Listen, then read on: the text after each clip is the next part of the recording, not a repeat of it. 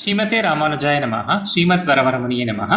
நம்மாழ்வார் அருளிச் செய்த திருவாய்மொழி 2ஆம் பத்து 2ஆம் பதிகத்தின் 8ஆம் பாசுரத்தில் கருத்தில் தேவும் எல்லா பொருளும் வருத்தித்த மாயப்பிரானன்றி யாரே திருத்தித் திண்ணிலை மூவுலகும் தம்முள் இருத்திக் காக்கும் இயல்பினரே என்று பாடுகிறார்.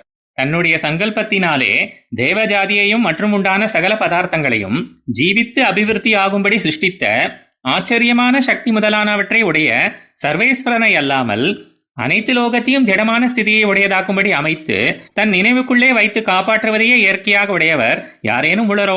இல்லை என்கிறார்.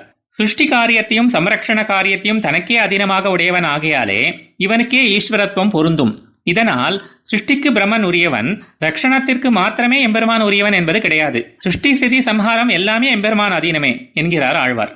மேலும் இது போன்ற பாசுரங்களின் விளக்கத்தை அறிந்து கொள்ள ஆழ்வார் அருளிச்செயல் எனும் யூடியூப் சேனலில் தொடர்ந்து கேட்கவும். ஆழ்வார் எம்பெருமானார் ஜியர் திருவடிகளே சரணம்.